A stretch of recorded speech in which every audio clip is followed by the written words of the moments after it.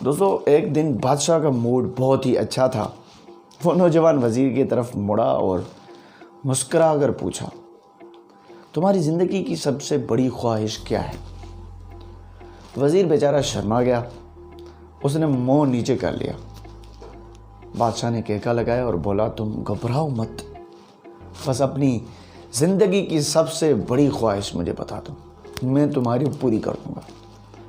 وزیر گھٹنوں پر جھک گیا اور عاجزی سے بولا، حضور آپ دنیا کی خوبصورت ترین سلطنت کے مالک ہیں۔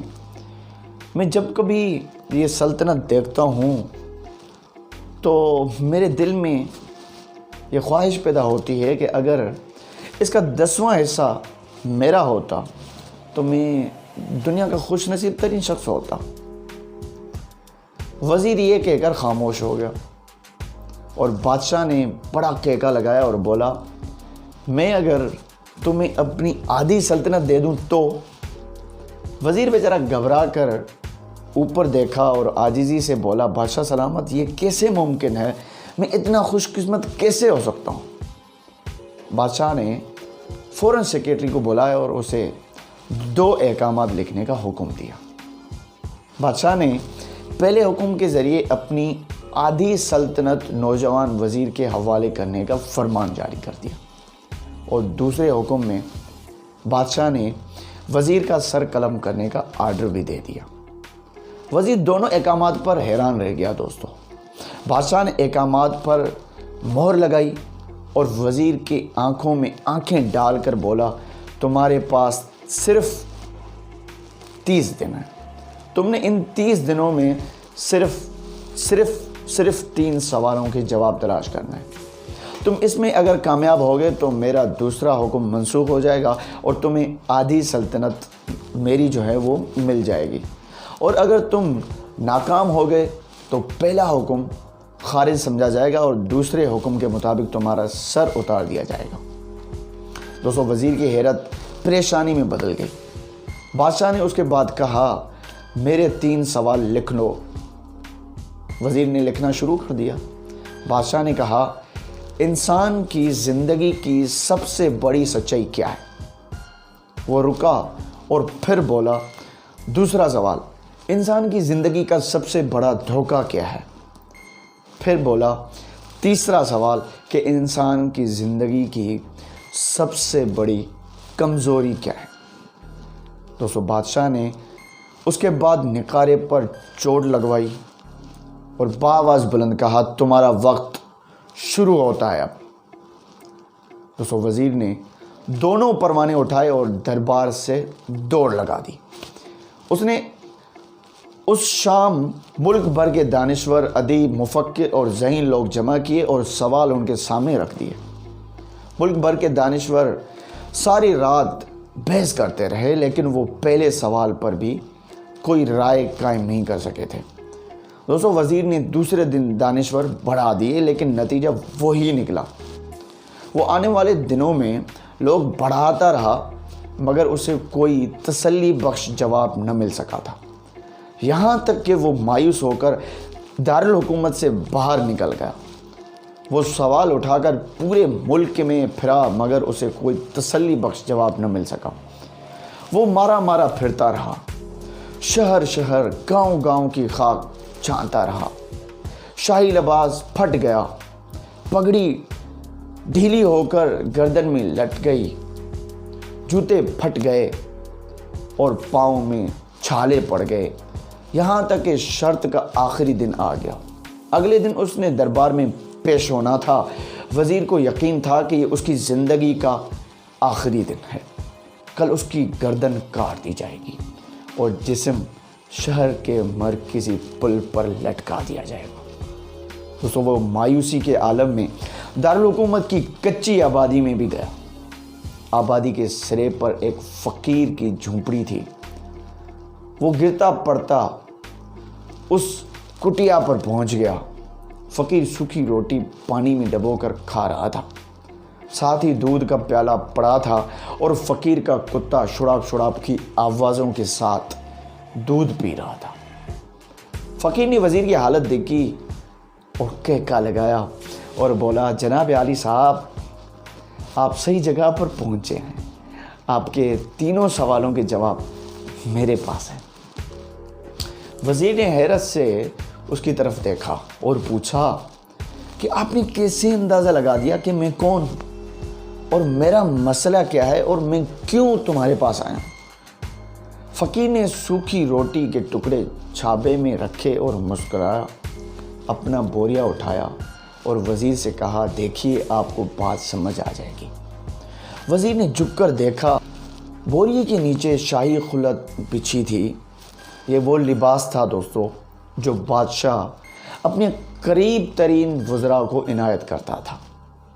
فقیر نے کہا جناب عالی میں بھی اس سلطنت کا وزیر ہوتا تھا، میں نے بھی ایک بار آپ کی طرح بادشاہ سے شرط لگانے کی غلطی کر لی تھی، نتیجہ آپ خود دیکھ لیں میرے حالات۔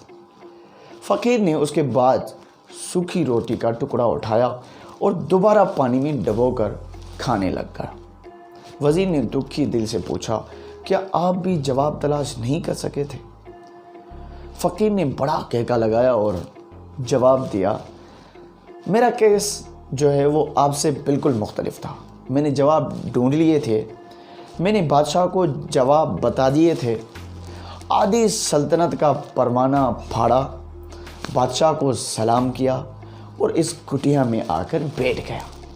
میں اور میرا کتا دونوں مطمئن زندگی گزار رہے ہیں۔ اب دوستو وزیر کی حیرت بڑھ گئی، لیکن یہ سابق وزیر کی حماقت کے تجزیے کا وقت نہیں تھا اس کے پاس، جواب معلوم کرنے کی گھڑی تھی اس کے پاس۔ چنانچہ وزیر اینکر پرسن بننے کے بجائے فریادی بن کر بیٹھ گیا اور اس نے فقیر سے پوچھا کیا آپ مجھے سوالوں کے جواب بھی دے سکتے ہیں؟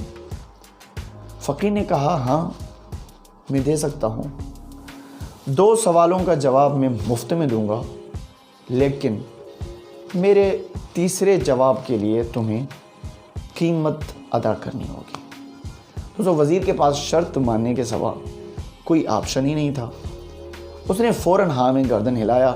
فقیر بولا دنیا کی سب سے بڑی سچائی موت ہے، انسان کوئی بھی ہو کچھ بھی ہو وہ اس سچائی سے بچ نہیں سکتا۔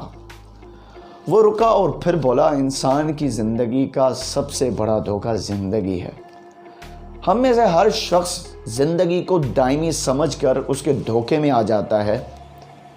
فقیر کے دونوں جواب ناقابل تردید تھے دوستو۔ وزیر شرمسار ہو گیا۔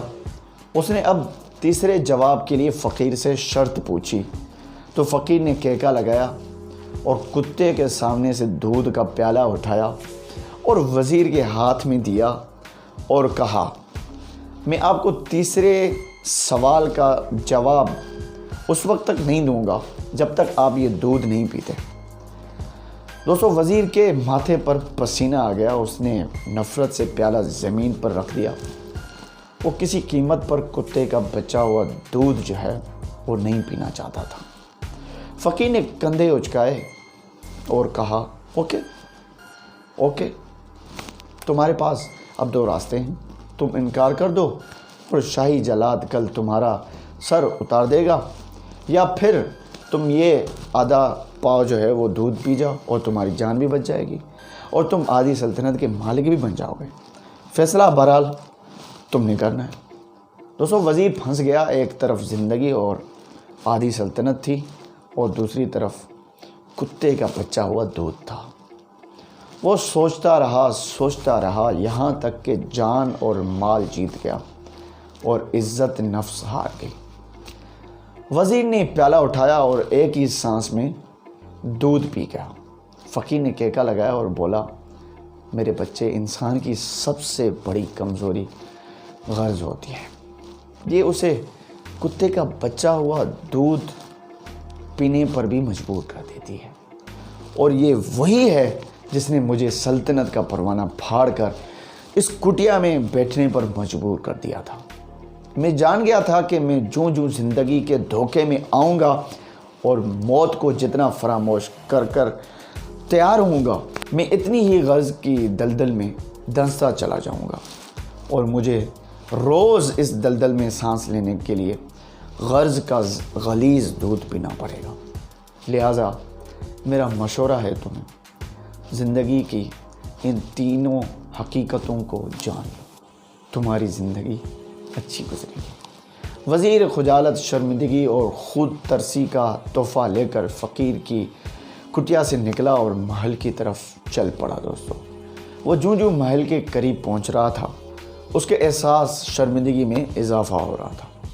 उसके अंदर ज़िल्लत का एहसास बढ़ रहा था। वो इस एहसास के साथ महल के दरवाज़े पर पहुंचा। उसको कोई खौफनाक ठेस पहुंची। वो घोड़े से गिरा, लंबी हिचकी ली और उसकी रूह परवाज़ कर गई। दोस्तों, हमें किसी दिन किसी ठंडी जगह पर बैठकर ज़िंदगी के इन बुनियादी सवालों पर ज़रूर गौर करना चाहिए। हमें ये सोचना चाहिए कि हम लोग कहीं ज़िंदगी के धोखे में आकर गर्ज के पीछे तो नहीं भाग रहे। हम लोग कहीं मौत को फरामोश तो नहीं कर बैठे। हम कहीं इस कहानी के वज़ीर तो नहीं बन गए। मुझे यकीन है हम लोगों ने जिस दिन दोस्तों ये सोच लिया, उस दिन हम गर्ज के इन गलीज़ प्यालों से बालातर हो जाएंगे और अपनी ज़िंदगी मुतमईन ज़िंदगी गुजारेंगे। आपका सुनने का बहुत बहुत शुक्रिया। अल्लाह हाफ़िज़।